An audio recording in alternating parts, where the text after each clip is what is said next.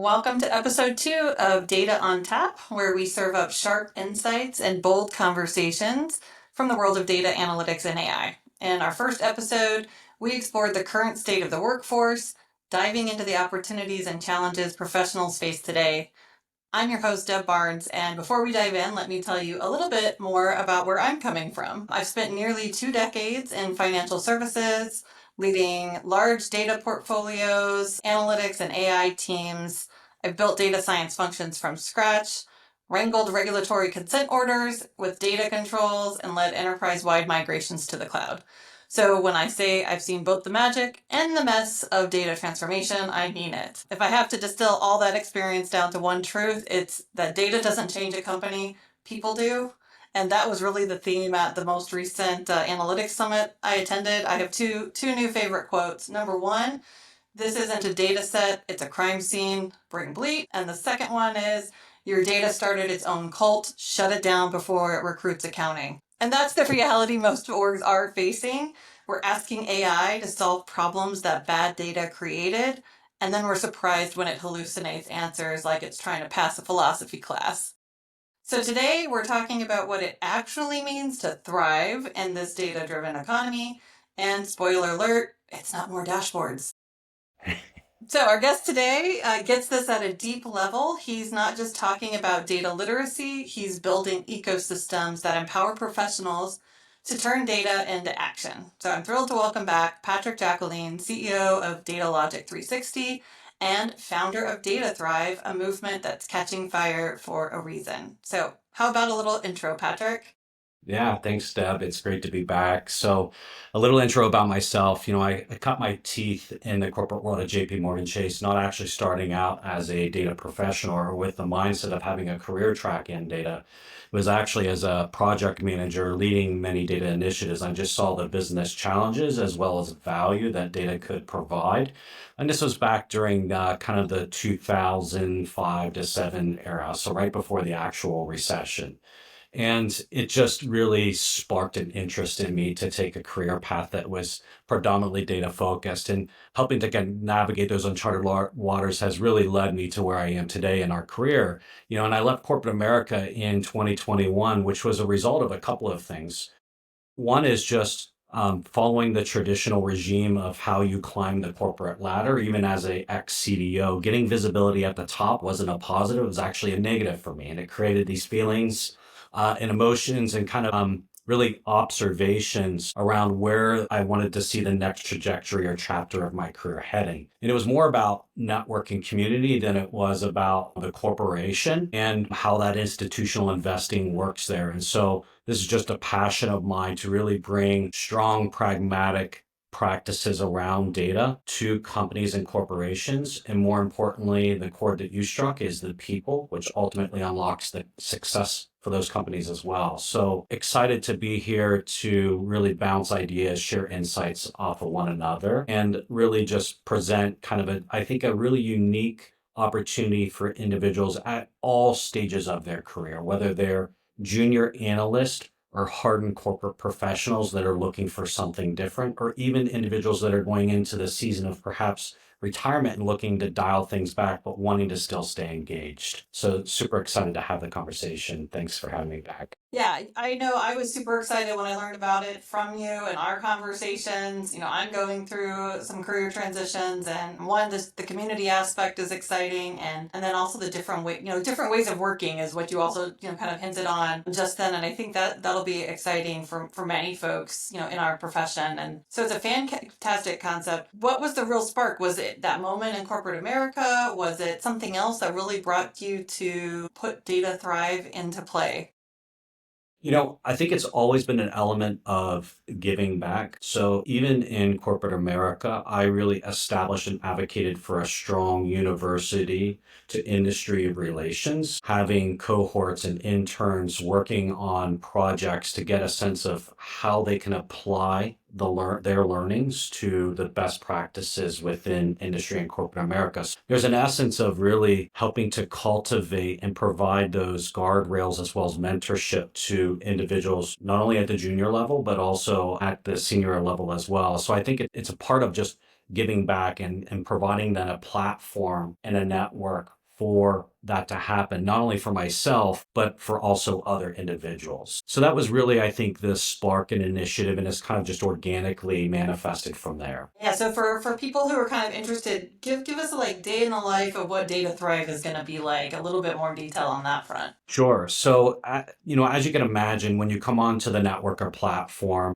there are different channels that are supporting different needs because everyone's at different journeys, again, in their career. Some folks may be questioning whether they want to leave one job and go to the next, leave corporate America altogether and become a solopreneur, perhaps retire, but again, still stay actively engaged, or they're just questioning which track do they go in their data professional career. Do I go down a IT primary centric track? Do I go down a more kind of data science track? What are the pros and cons? How do I become a people manager? How do I stay an individual contributor? So there's going to be one channel there that is just RFH, so request for help. It could be all across the board. So if you're looking to be an entrepreneur, where do I start? How do I form an LLC? What type of insurance do I need to protect that? Where can I start to build marketing collateral? How do I go to market with my offering? All of those things where those resources aren't necessarily turnkey and readily available out there today. And it's a bit of a leap of faith versus having that kind of bridge and stepping stone approach. Or if you're in your career, what does a career roadmap look like? No one in HR is going to tell you, you're in this job family, you're at this level. If you want to get up over here, here's the career roadmap to get you there. So those are what experts and individuals, even like yourself and myself, who have gone through that and hard lessons learned, can provide guidance to others that are questioning that same thing now, where we were maybe 10 years ago. I think that's really great. I think one of the interesting things, especially in our profession, is, and I think it's true in all, right? The got you here won't get you there component, and especially in data leadership roles, how important your influence, your advocacy, your focus on culture really is a shift in skill set that you have to develop as you get into the more leadership positions, and I think that's important for data professionals to know, right? That's a skill to be working on and to be practicing. So that's a great Yeah. example that I think is a bit of a shock, for many as they get into their first leadership role, self included. How much I need to convince people that we need to do this and that it's important. So Yeah. what's Yeah. your biggest lesson learned? Just speaking of that, you're thinking about, if you're thinking about someone who's, about 10 years behind them, do you have a favorite tip? Yeah, it's definitely not about the number of dashboards you produce or the number of DQ issues that you triage and remediate. It is navigating the politics. So the EQ aspect of your success is just as critical, if not more critical, than your delivery and output. And so EQ means how you're driving not only business value, but engaging with senior leaders across the business to translate your work into clear outputs and values for the business. So I learned very quickly that I needed to be talking in terms of LTV, loan to value, or ICP, ideal customer profile, or EBITDA. And it's so interesting how many folks I talk through, and we're going through their resumes. And I'm like, do you know what the actual revenue of the company is? What are the goals and targets of that company? How are you driving lifetime value, perhaps, of a customer? What's the total wallet share? And they're like, "Oh, I'm not quite sure." I'm like, well, the business that you're serving up, that's what they're focusing on. They're not focusing on you created 5 dashboards. So I think that's the biggest thing. If I were to just sum it up, is EQ, and I think that's also the other aspect of the network is we're setting up roundtables that are not only functionally specific. So you think about governance, data management, AI, etc., but also this element of just cross training and nurturing one another based on our experiences as well. Because a lot of times we will go to conferences and we will have opportunities to sit in on forums around table conversations, but they're typically what I would say scripted. Even if you go to a conference, it's fairly scripted. It's fairly neutral, even keel. Where the real power of the conversations happen is in the hallways in those conferences, unfiltered, right? Kind of that water cooler talk. And that's how we want to present the roundtables, as an opportunity to have unfeathered, unfiltered conversations where we can talk about the raw aspects of the challenges, whether it's in your personal career, an opportunity you have with the current company that you work with, whether it's around data governance. I'm challenged because I've rolled out this framework and everyone looks at me like deers in headlights because they can't understand what this framework is or its impact, or even just AI. AI has like leapfrogged over everything, and everything I've been working towards these past 10 years is perhaps going to get upsetted because the focus is now on capital investment towards AI. So that is the other aspect of the network, is to have really those raw, kind of unfiltered conversations.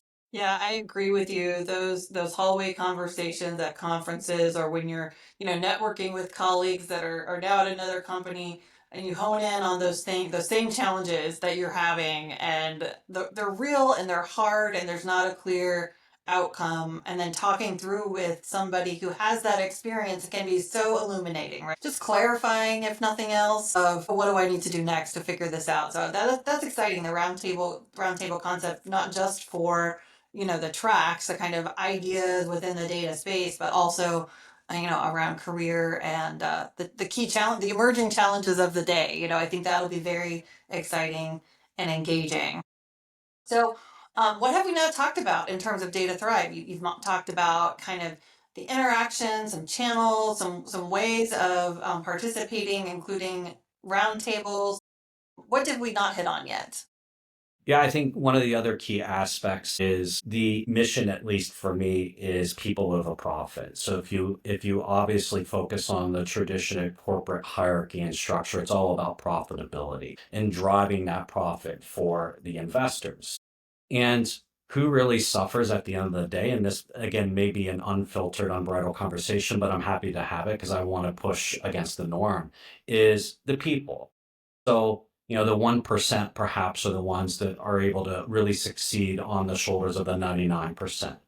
And just being unfiltered, I don't feel like, whether in this construct as far as a network, that spans and layers really are beneficial. And I don't think necessarily experience, age, etc., should play a role on your value or your worth. Or if you have to work remote because of family situations or tend to certain things, that should be a lesser priority, or that you're compensated differently just based on geographical location. And so I think, the flexibility and agility of the network and the model is designed to put people over profit. And I think just naturally, organically, that aspect of profitability will come, but it is with the people itself, not for a corporate regime. That is the one that really kind of succeeds at the end of the day out of all of this. So I think that's the other piece, is we're giving multiple channels and avenues for people, again, based on their personal as well as professional lives, to generate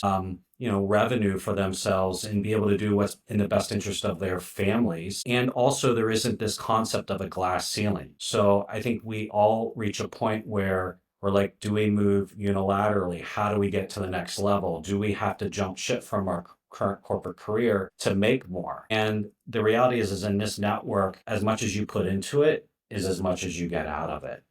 And so I think that's a big aspect of this, is, it's kind of unfeathered or untethered in that way, to give you the ability to, earn based on what makes the most sense for you. I think that's very exciting. I think the two things coming together of the true community of other professionals in your space and just helping each other on whatever you're doing now. And then the second aspect of, hey, there's ways for you to benefit, to profit, to earn, that is additive to your lifestyle, right? That doesn't take over. I think that's going to be really appealing. When I hear people in our profession and others, that's what people are looking for, that kind of flexibility and that kind of freedom. And this gives you a place that you can do it with some support. You mentioned earlier, there's no handbook for how to, become a solopreneur. There's no great information out there on how to take that leap, and that it is a leap of faith. And I think this just gives a little bit of safety net, or at least some camaraderie as you take that leap. So that's exciting, very Yeah, I, exciting. I think it's very akin to the model that the gig economy has created. Obviously, different skill set, different track, but it's giving that flexibility and latitude to individuals, which I think the next generation is craving for. And it'll be interesting to see as the next decade unravels, how does the dynamic of just work in general shift and change? I mean, obviously the pandemic put that on the center of the map as far as flexibility, remote work, even hybrid work, and even with a strong push for a return to office, organizations are seeing a lot of challenges in being able to do that. And you also take yourself out of the competitive landscape of the market. And so we're still proactively engaging with a lot of individuals that are emerging with postgraduate degrees, and they're wanting flexibility in their first job. How can I stay in South Carolina or in North Carolina or in Alabama and not have to move to a New York, a Chicago, California? How do I start to blend my personal and professional life together? And they're even willing to take internship roles to just kind of softly move in. So it's not to say that they aren't wicked smart and have an incredible amount of experience. These individuals, in fact, could build an entire cloud cluster quicker than what a $250 billion bank could, just based on their experience and not having been kind of tainted or tarnished by their experience. So it's just really interesting. I'm excited to see kind of the next decade unravel, actually. I am too, and I think something you said earlier, I would double down on the point of what you bring isn't based on your tenure, it's based on what you bring. And I think that's so important to acknowledge. And I do think that's how people will thrive going forward is if they can function that way, right? If they can ignore the hierarchy and they can focus on here's what I bring that I'm really good at, and here's what you bring that you're really good at. It doesn't matter, who has more years in the machine. The machine's changed completely. And so your years in the machine maybe don't count, as much as they used to. So other than that, you've experienced to be frank, the corporate pain for long enough. Maybe that's the Yeah. extra edge you might bring after being in the corporate machine. But I think that's really interesting too to be thinking about. And hopefully the community setup will like support that confidence across people who are newer to the space and people who are tenured, that you can say something a little bit more provocative, that you can ask a question that will get answered because there's trust in that community as well. I think that Yeah. is really important. And let me give you a side by side comparison just to kind of paint the picture based on our experience. So we're looking to move Data Logic and Co-Comply to kind of the next stages of its growth strategy. And as a result of that, we're looking to hire sales development resources. We're putting together more robust go-to-market strategies, how we can be more effective with our presence and branding in the market. And so we had been analyzing a number of options and agencies who offer service. So let's just take one agency over here on the right, and I won't name names, but they've been around for, let's call it 30 plus years. And the approach that they had was more around cold calling. And it was a form of cold calling that also cold emailing. Let's get a robust contact list. Let's come up with 3 to 4 sequences of an engagement model to nurture those individuals. And it was what you would expect probably even 2 to 3 decades ago. I pull out my Rolodex, I have the yellow pages, I go through, I highlight, I make phone calls, send emails. And I'm like, how effective is that? Because my inbox and LinkedIn messages are just littered with spam that I'm just like, ignore, ignore, ignore. And so we had this one agency, they're still in school, so junior and senior. And they have this application where it's event based. So you define the industry and the triggers. So let's just take financial services. If a trigger would be a matters requiring attention or perhaps ultimately a fine, that might be a good opportunity to do some outreach to say, hey, we have an effective approach and proven solution in the market that might be really great based on the circumstances at hand. Or a role change. So a CDO or a new chief AI officer has landed into an organization and wants to make a really big splash and mark. And they're like, we want to roll out the red carpet as far as frameworks, etc. And we need an organization to help do that. That would be a trigger because in those moments is where the opportunity lies. And with cold calls and emails, you're just like hoping and praying that you're landing in their inbox at the point in time of which they need to hear it. And so I found that these two worlds were so vastly different. I was so much more attracted to these individuals, they're still in university and they're starting out actually with brick and mortar buildings, so they're not working with the enterprise companies, but I felt like this might be a great opportunity. And it's just that type of mindset that has me so curious and also hopeful that, over again, the next decade, I just see a big paradigm shift in the way in which work gets done. And also very much more sophisticated and intelligent because with technology, those barriers have been practically eliminated. You have these kids in high school running AWS Bedrock at $450 a month, which would compete with any major enterprise company. I know it's really amazing. I mean, the skill set you just talked about, or even just the way of thinking of saying, "Hey, like email's my grandma's way of communicating," right? That's Right. probably what these guys from universities are thinking. They're like, "Oh yeah, we don't use our email for anything." Yeah. So I think that's great, and I love the trigger focus and being conscious, and like really thinking about where those potential partners are. I think about it just like what we do in banking when we try and think about moments that matter for customers, right? Like if you've had fraud on your account, if you've lost your debit card, whatever it may be, there's a couple of key moments where you can completely make your brand stand out or make your brand stand out in a bad way. And I think these people have tuned into that for the marketing purposes, like what you're talking about, which is Yeah. pretty impressive.